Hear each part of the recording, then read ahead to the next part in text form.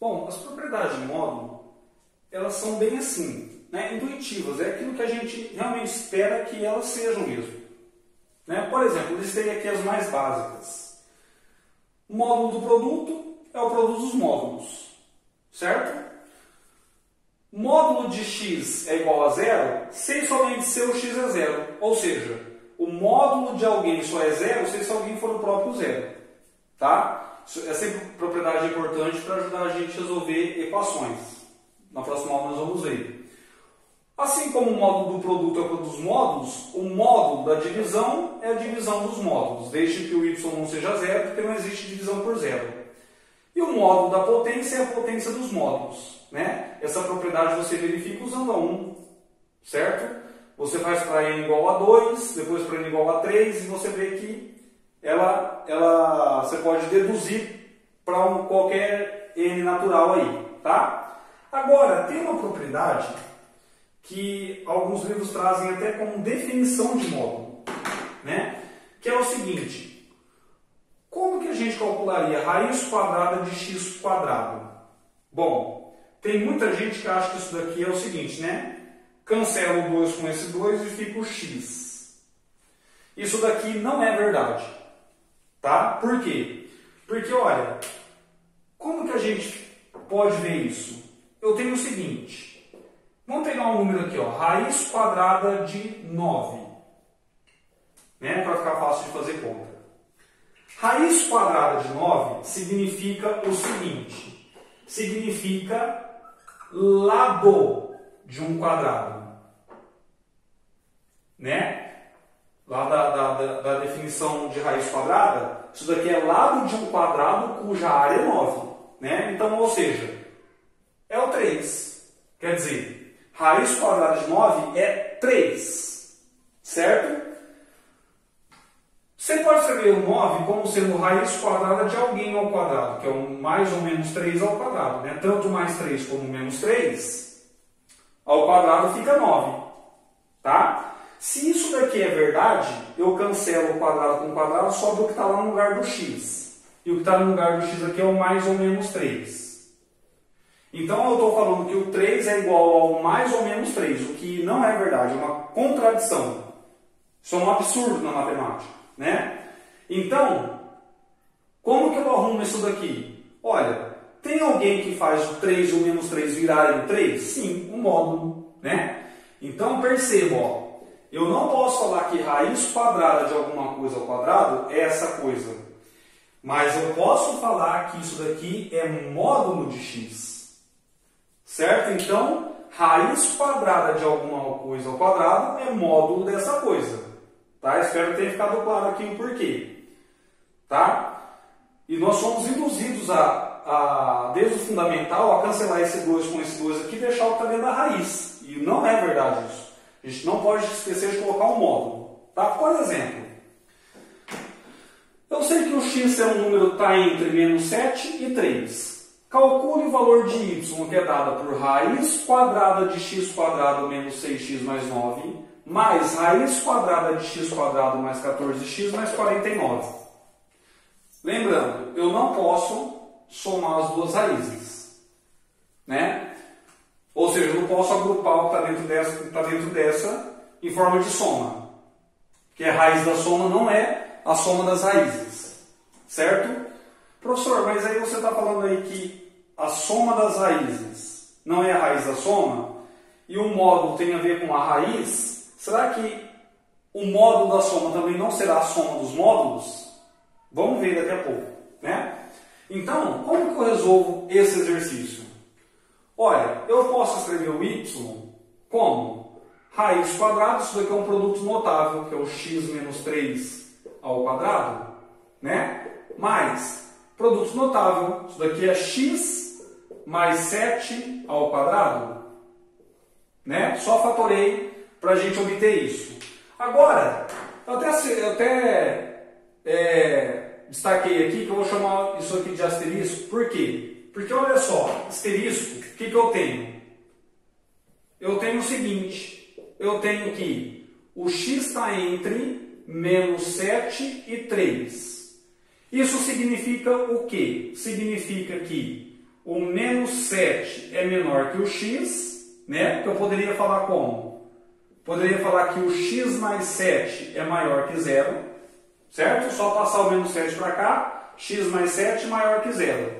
E eu posso falar que o x é menor que 3, certo? O x menor que 3, ou seja, x menos 3 é menor que zero, passando 3 para cá. Então, olha só o que eu obtive aqui. Que o x mais 7 é positivo e o x menos 3 é negativo, né? Então, o que isso daí me dá? Me dá o seguinte, né? Olha só, eu tenho que isso daqui, corrigindo, né? Aqui, ó, reescrevendo isso de outra forma, o y é, usando a propriedade 5, raiz quadrada de alguma coisa ao quadrado é módulo dessa coisa. Mais raiz quadrada de alguma coisa ao quadrado é módulo dessa coisa. E olha só o que essa observação me falou. Me falou o seguinte, né? Eu tenho que o x menos 3 é um número negativo. O x mais 7 é um número positivo.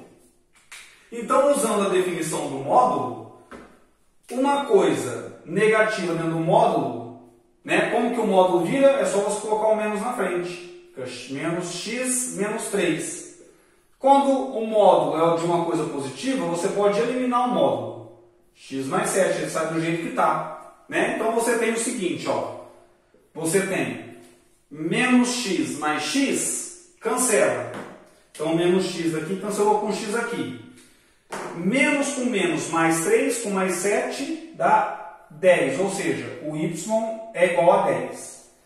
Isso significa que essa expressão aqui não depende do x. Ou seja, qualquer valor de x que esteja entre menos 7 e 3, pega aí, por exemplo, o 0. O 0 está entre menos 7 e 3. Né? Professor, então quer dizer que se eu colocar qualquer número que está entre menos 7 e 3 aqui, vai dar 10 necessariamente? Exatamente, ó. 0 quadrado, 0, 6 é 0, 0. Então sobra a raiz quadrada de 9. 0, 0 sobra a raiz quadrada de 49. Raiz quadrada de 9, 3. Raiz quadrada de 49, 7. 3 mais 7, 10. E isso acontece para qualquer x entre menos 7 e 3. Tá? E a última propriedade que nós vamos ver é exatamente aquela que eu perguntei, né? O módulo da soma é a soma dos módulos? Olha, vamos ver. Isso daqui é verdade, ó. Né? Não, isso não é verdade. Por quê? Olha, basta a gente ver o seguinte. Se eu pegar o x igual a menos 1 e o y igual a 1, o que vai acontecer? Do lado direito vai ficar menos 1 mais 1, 0. E módulo de 0, 0. Desse lado vai ficar módulo de menos 1, 1. Módulo de 1, 1. Somando, 1 mais 1 não dá 0. O 0 é menor que 2. Né? Agora, se eu pegar um outro x e um outro y aqui, o x igual a 2 e o y igual a 3, por exemplo. Aqui vai ficar módulo, ó, 2 mais 3, 5. Então, módulo de 5 é 5. Módulo de 2 é 2, módulo de 3 é 3. Então, 5. Então, dá igualdade. Ou seja, em alguns casos dá igual, em outros casos dá menor. Então, a gente pode falar o seguinte. Isso daqui é menor ou igual. Ou seja, o módulo da soma é menor ou igual à soma dos módulos. Essa propriedade é tão importante que já tem até um nome. Chamada desigualdade triangular.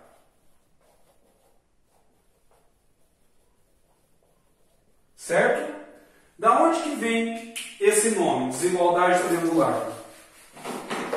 Olha, nós podemos pensar em vetores, né, para ficar mais fácil da gente enxergar. Né? A gente sabe o seguinte, ó, quando você tem um vetor, vou chamar de x e de y mesmo, né? Posto em uma mesma origem, a gente sabe que pela regra do paralelogramo, a gente tem que, isso aqui forma um paralelogramo, né, com lados y e x, E a soma desses dois vetores é a diagonal principal dos dois vetores, certo? Isso daí forma um triângulo, né? Ó, esse triângulo, dois triângulos com mesma área, né? Todo paralelogramo, se você passa a diagonal, forma um triângulo com mesma área. Mas olha só, se esse vetor é y, esse daqui também é y, porque eles são equipolentes, né? Tem a mesma direção, tamanho e sentido, são paralelos, então é o mesmo vetor, certo? Então eu tenho um triângulo com lados módulo de x, y e x mais y. Qual é o tamanho de um vetor? É o módulo dele. Olha lá, então eu tenho assim, né? Ó, o lado desse triângulo é módulo de x mais y, o lado desse é módulo de y, o lado desse é módulo de x. Mas eu tenho que um triângulo só existe quando? Quando é satisfeita a condição de existência com o triângulo, ou seja, o tamanho de um lado, né, o tamanho de um lado tem que ser menor ou igual à soma dos outros dois. Então, é daqui que vem o nome desigualdade triangular, tá? Essa propriedade aqui é muito usada na matemática e na próxima aula nós vamos, inclusive, fazer um exemplo usando ela para você ver que nem sempre é tão fácil você aplicá-la, né? Mas ela é muito útil na matemática, certo?